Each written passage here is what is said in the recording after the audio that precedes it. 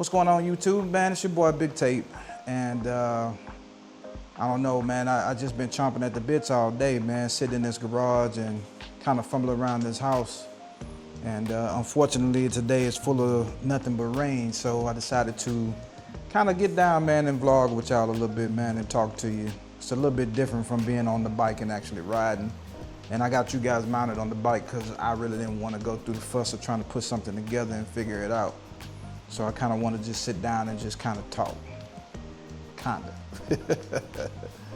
So anyway, what's going on, man? I'm glad you tuned in. So I guess if you've been around this channel, you've known me, man. I've been kind of doing YouTube off and on for a number of years, and I know that it's been a while since I've actually set the camera up and actually talked about anything that's going on in my life. I used to run a series on this channel called I'm Just Trucking, where I used to ride around in my pickup truck and just kind of review movies and do talking points on different things. Nothing really heavy, nothing political, anything like that. It was just talking about the movie industry or the gaming industry or whatever it is that was going on at the time, mostly pop culture.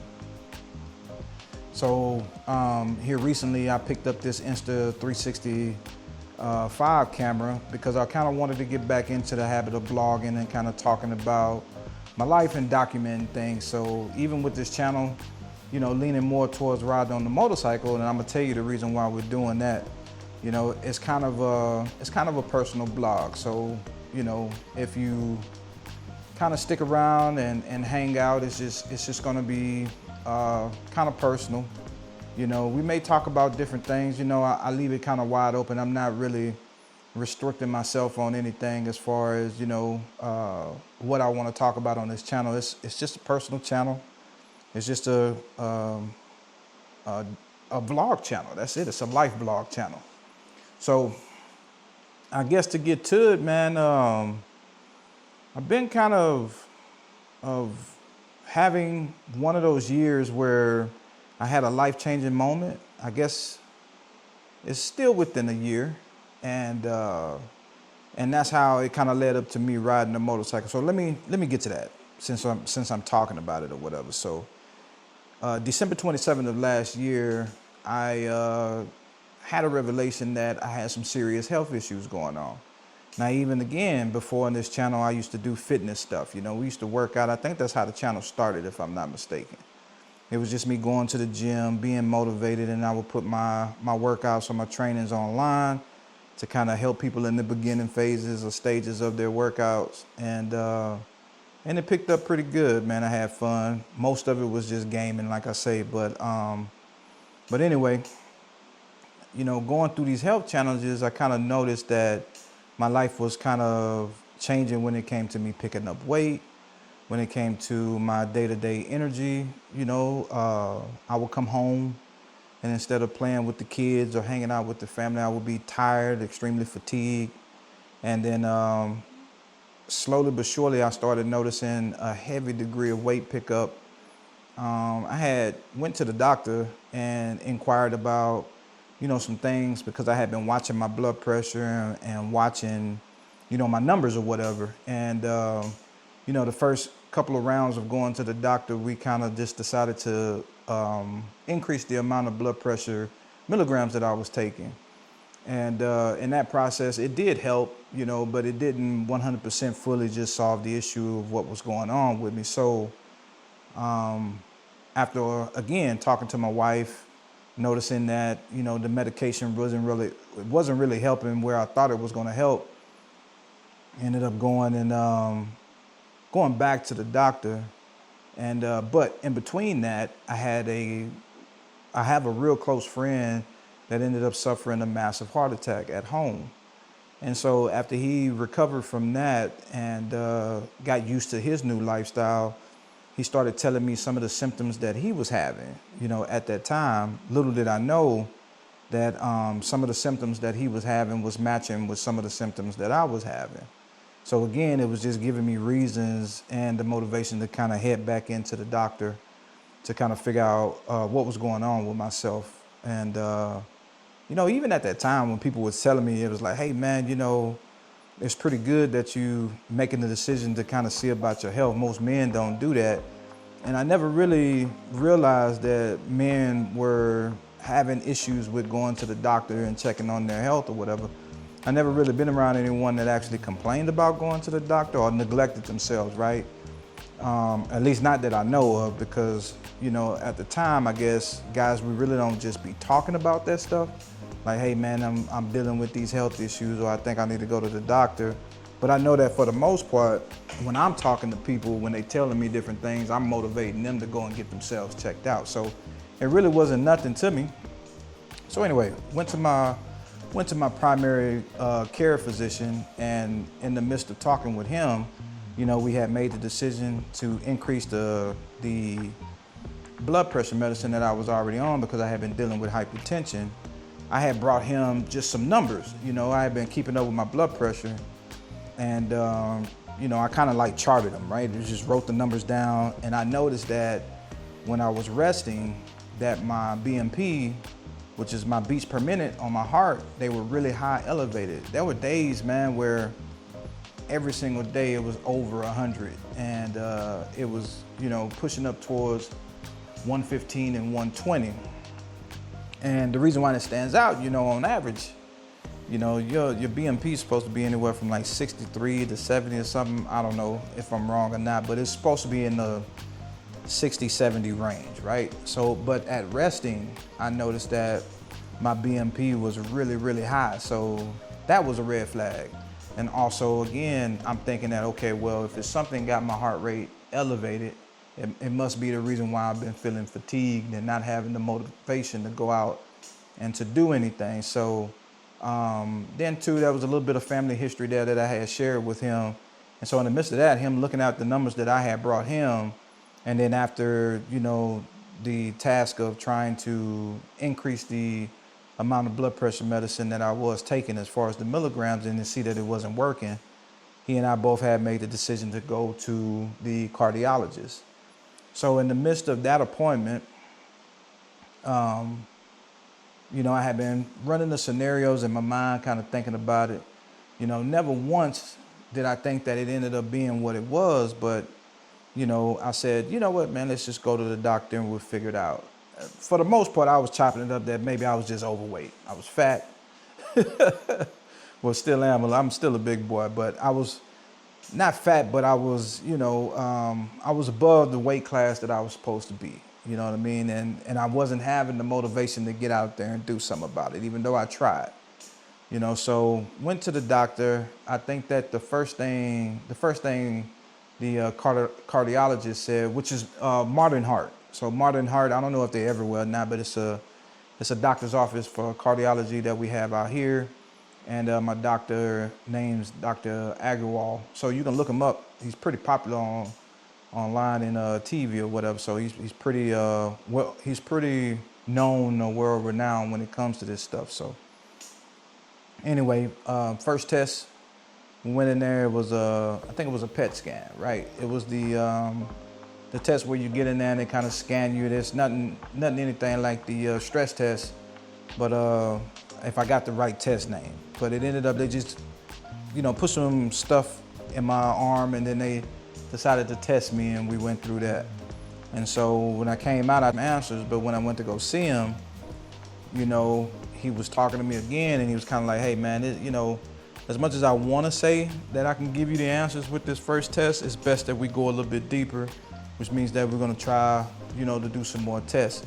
Now, immediately when, you know, stuff like that happens, you start thinking like, man, they must be trying to get some money out of me, which is fine, because there was this old joke that said, there was a guy, he went to the doctor, and the doctor told him he was dying. And then they handed him his bill. And so the guy was like, well, doc, I don't know if I'm gonna be able to pay this bill, you know, what you telling me that I'm about to, you know, die here soon.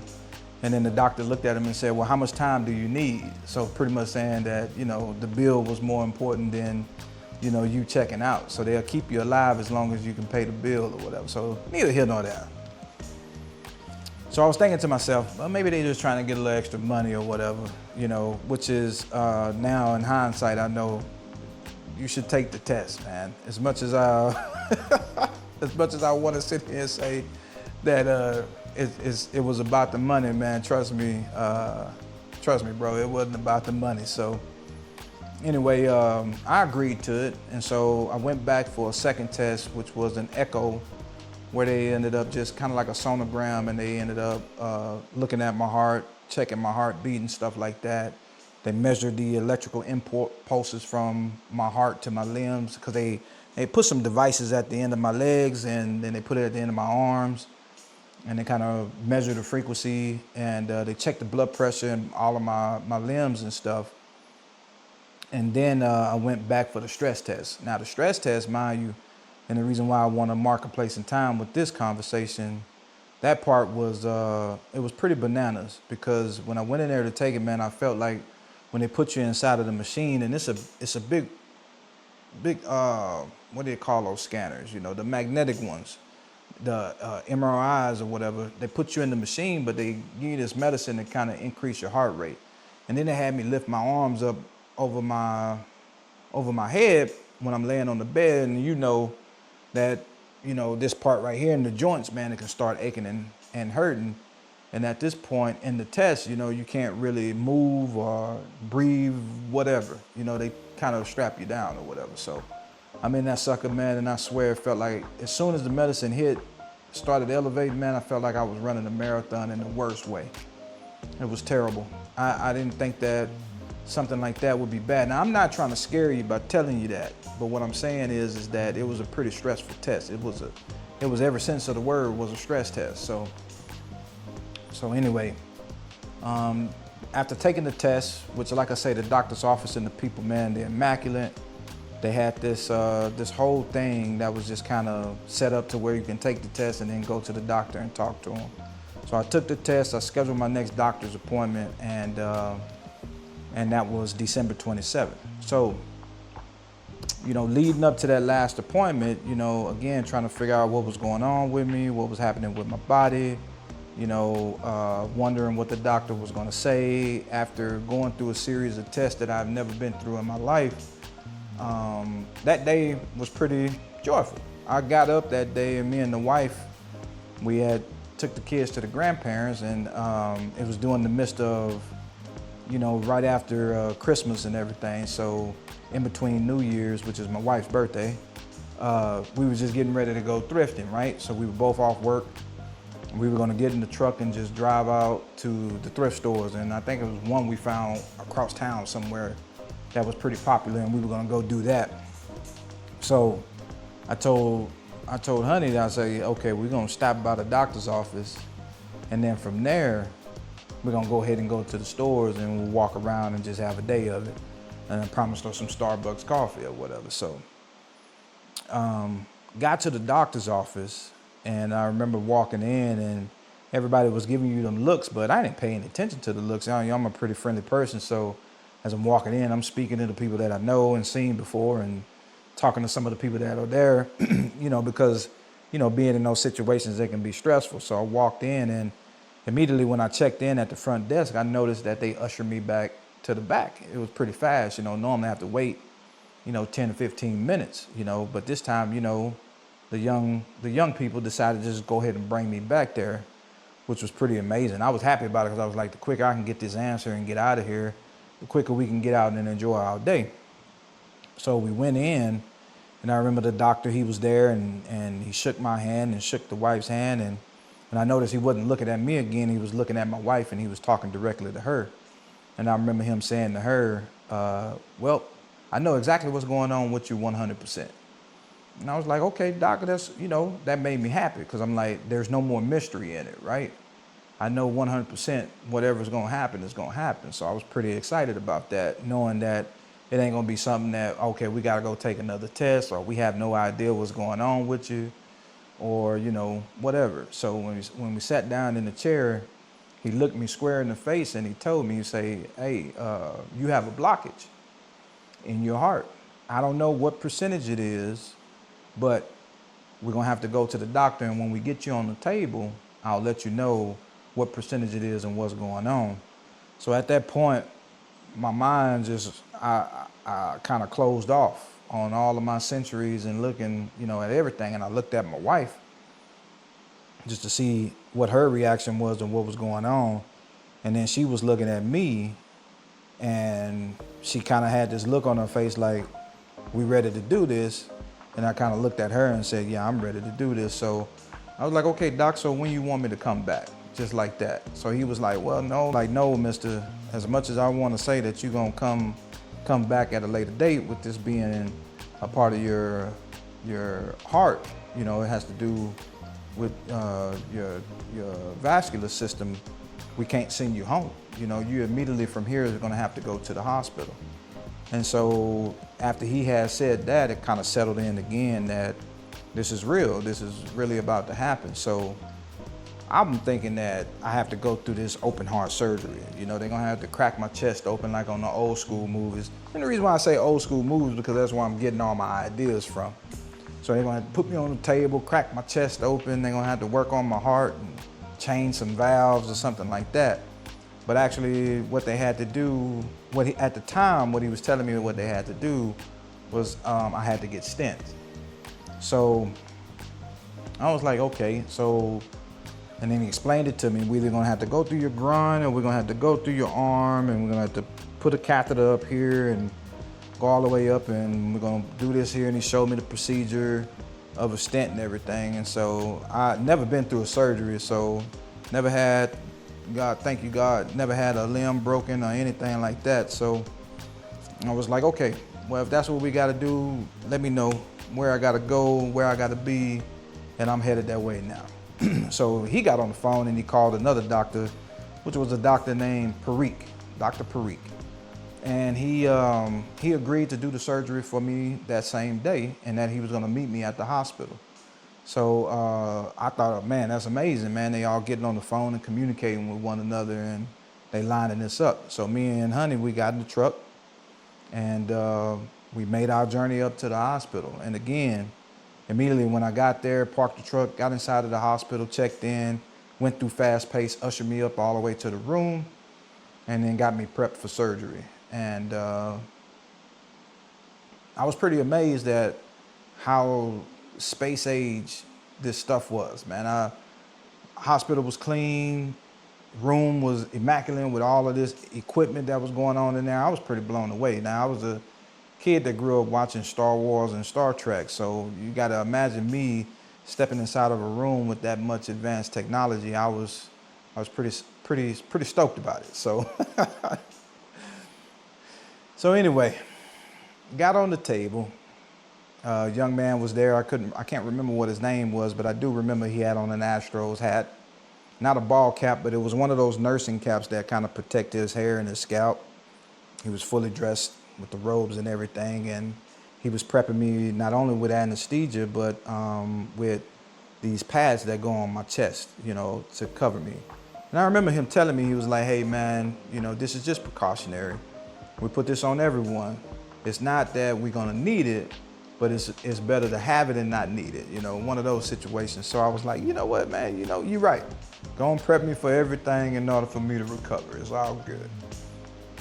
So sitting there and sitting at the table, and so they started, right? They give me an incision right here on my wrist, and used to be able to still see the dark mark that was on there, but it's done healed since then. And they started to feed the tube all the way up. Mind you, I can't feel none of this, but they had a large screen TV right next to the bed, and I can watch everything as it was happening, right?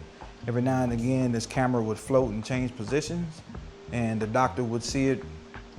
Dr. Parikh would see it right there, and then he would do it and he'd fishing it all the way through. So it was just kind of like feeding a fishing line through my main artery right here. So they fed it all the way up. When it got right here to my shoulder, there was some difficulty because he said there was too much congestion or traffic or whatever. So apparently my veins and my arteries had grew to a point to where they were kind of like intertwined or whatever. So anyway, they ended up backing out, and then they started the process of going through my groin, the same process. But I started to feel it. And then I guess the guy, the young man, young Astros is what I'm gonna call him, he noticed that my facial expression. He's like, hey man, you feeling that? I'm like, yeah man, I'm starting to feel that a little bit. He was like, I got you. So he did something behind my head. I don't know what it was, because like I say, they had me strapped down, I couldn't move. And ended up giving me something and calmed me right down. It felt real good. So So anyway, they got all the way up and I could see it when they got there. And then I remember the doctor, he stopped. And when he stopped, he just kind of walked off and he got on his cell phone. So I'm sitting there on the bed and I'm like, yep, something must be happening, right? So anyway, gentleman, young Astros comes over again. He's kind of talking to me or whatever. And, you know, we just making casual conversation. I can't remember exactly what it was, but it was good conversation, whatever. So doctor ended up coming back and he told me, he was like, hey man, I was on the phone with your doctor or whatever.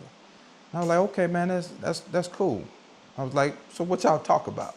So he was like, look man, so he was like, Dr. Agarwal was thinking that you were getting a small percentage of blood through your heart, which is the reason why, you know, you were still able to get up and move around or whatever, you have a massive heart attack. But what I'm trying to relate to you now is that you have 100% blockage in your heart. And I was like, so in my mind again, I'm not gauging this stuff. I don't know how severe it is. You know, I'm 45 years old at the time. I'm young, so I'm like, okay, so it's 100% blockage.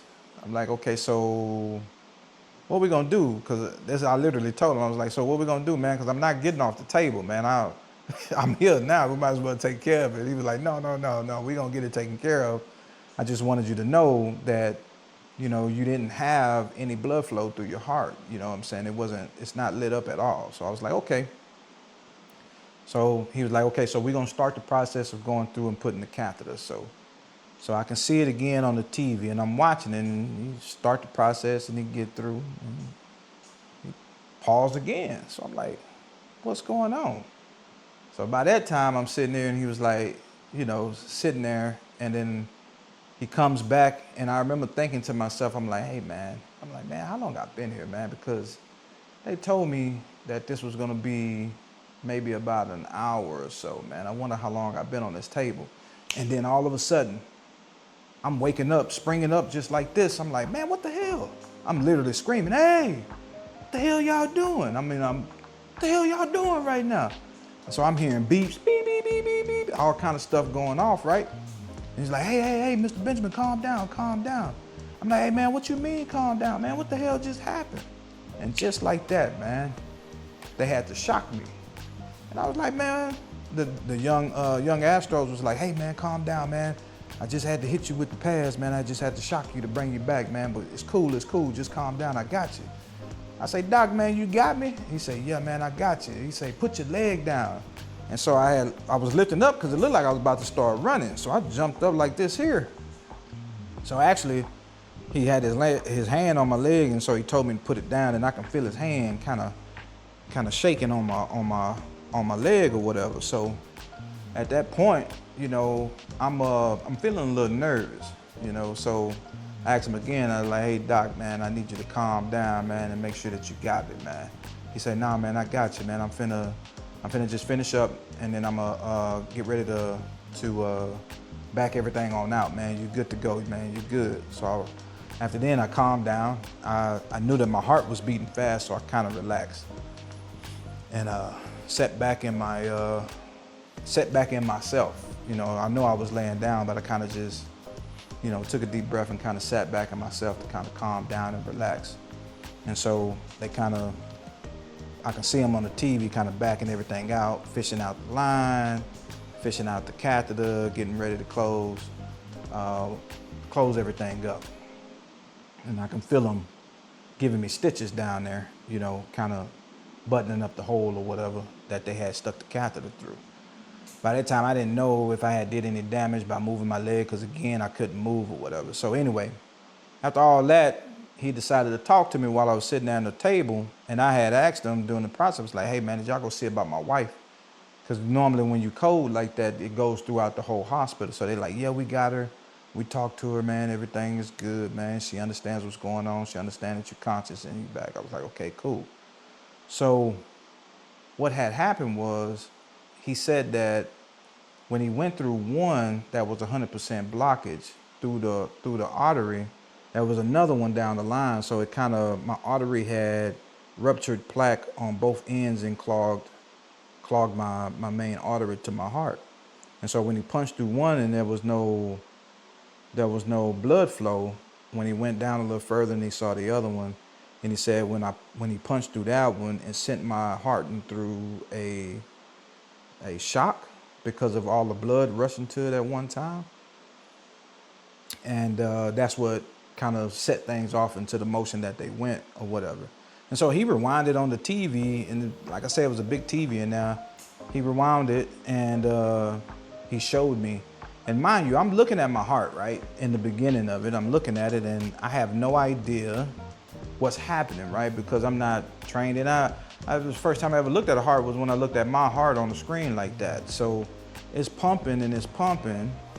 And so when he, with the catheter, it's kind of like, looked like a little black string. When it went down the artery or whatever, and I can see it when it poked through, this whole entire side of my heart lit up, and it looked like an actual heart at that point. And it went so quick that it just, you know what I'm saying? And that's what threw everything off. So after all of that, I get back to the room, and like I say, from moving, it was difficult for me to stop bleeding because of all the blood thinners and things. And I ended up having to stay in the hospital a little while longer because of them trying to stop the bleeding from my groin where they put the catheter or whatever, which wasn't a problem because the nursing staff and them were great. There was a young nurse in there named Katie. And man, when I tell you, when you see her, she's a little bitty, she's a small framed woman, but she has very mighty strength.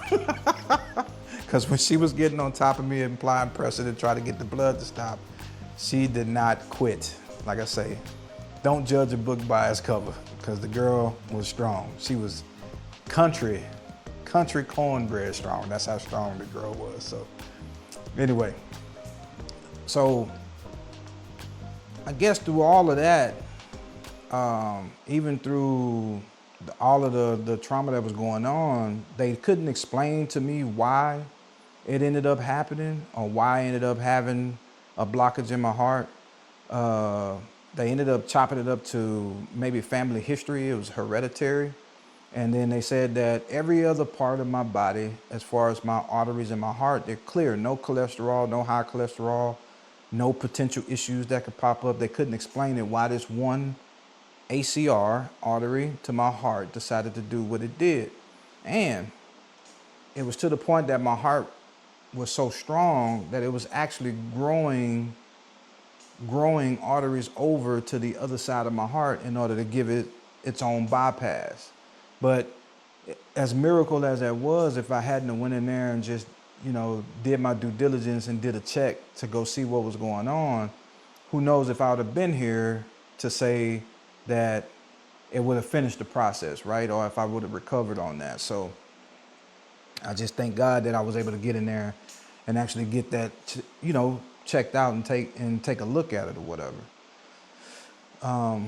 So for the whole entire year, I have to take these blood thinners, right? And to take these medications. So I went from 2 medications that I was taking for my blood pressure to 5 medications altogether. And I ended up losing like 19 pounds, which was very good. I need to still lose more weight, but I can't really do major physical activity like lift weights or push or pull like that. So I have to kind of maintain just a regular cardiovascular kind of outlook.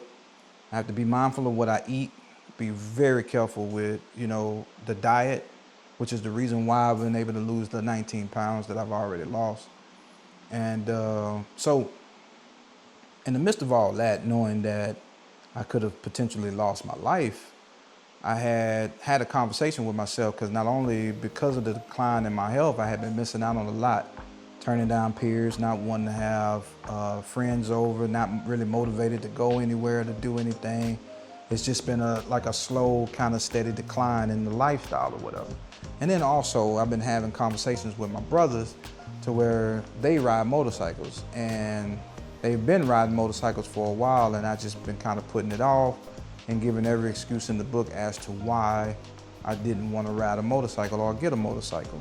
So with that being said, after December 27, I decided that I was going to live a little bit, I was going to live more than what I was living, not a little bit more. And so I decided to get a motorcycle. First motorcycle I got was a Suzuki M50. And it was the first bike. It was the first time, but I was taking advice from everyone when it came to making sure I didn't get anything for a first time learner that was overpowered. And I went to the Harley Davidson motorcycle class at Stubbs Motorcycle on the east side of town and finished that class. That whole situation was great. I think I'll save that for another video and talk about it.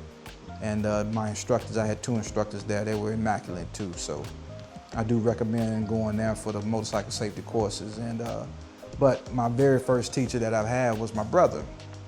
You know, he brought his motorcycle over, which was a Kawasaki, and I learned on that one. And he taught me all of the fundamental basic stuff that I needed to know. By the time I got to the class, I had a real good understanding, but I ended up picking up more there, and then also some training things that I can do, which is what you saw on my other videos that I have on the channel.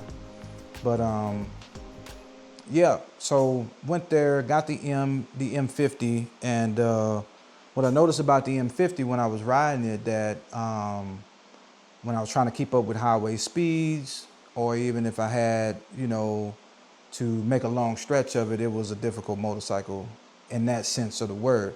Great motorcycle to learn on, like I say, very stable, very good. It's just that what I needed by the time that I needed it was a little bit more power in order to get up and get going, but still in a nice small form factor to where I can still continue to learn on my motorcycle journey. So I ended up picking up this Indian Scout bobber. It's the 20. And I've been, you know, riding and learning on this motorcycle for this year, and it's been a great experience, which is the reason why I've been chopping at the bits today to get out there and actually do some more riding.